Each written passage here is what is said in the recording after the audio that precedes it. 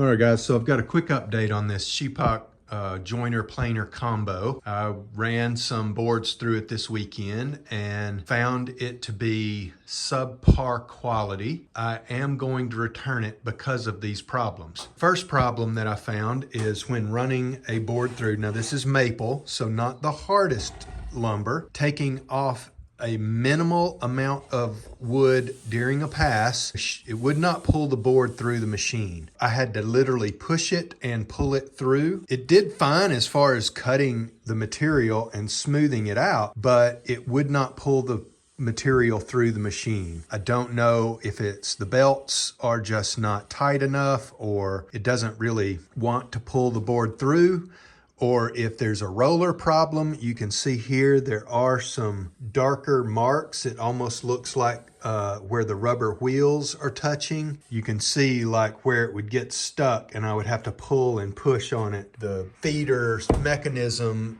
just didn't work. Also, the second major issue is the fence here. So squaring up the fence, you have to use these little screws here to fine tune the fence. But here's the problem. This little mechanism here, the pivot point, it doesn't stay tight. So as I was using it, like even if you tighten it up, the fence will flex if you do any amount of pressure against the fence, and it allows it to move. It's just not it's not sturdy enough. So anything more than just a little bit of pressure on it and you're getting flex, and it makes it not square. And that's the whole point of using this machine, is to get the board square, to get two square faces so that you can plane it and get parallel surfaces. And I'm taking off as minimal amount of material as I can. It's showing 1 millimeter here, but I'm not sure it's even a millimeter that I'm taking off. But like I said, the cutters cut pretty good. Now I did have some chatter here where the grain gets a little odd, but for the most part, it did pretty good.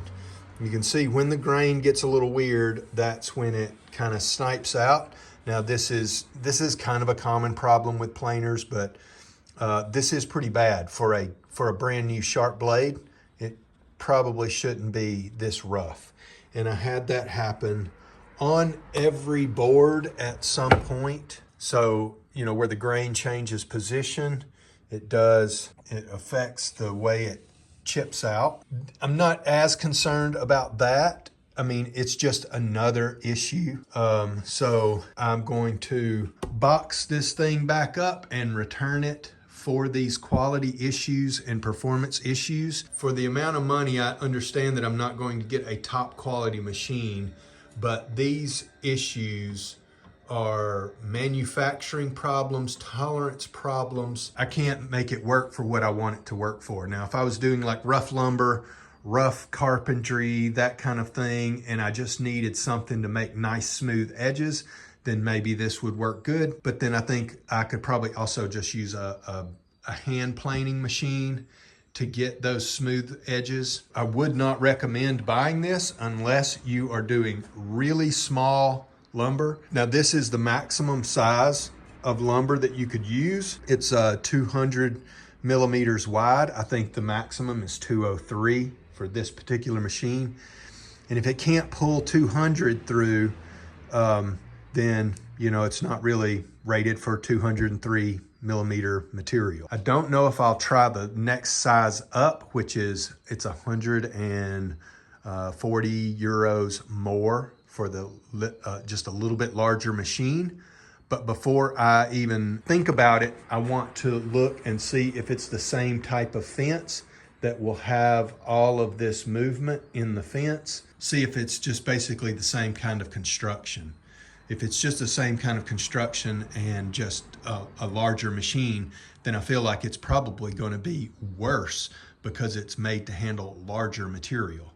And if it's going to be working with larger material, then this fence would definitely need to be much more sturdy and the drive mechanism, whether it's belts or a chain or something like that, that feeds the material through, would also need to be more sturdy or more robust. I'm going to return this this week and see if there's another option for something small like this, or if I'm going to need to spend considerably more money to get a machine that's actually going to serve my purposes.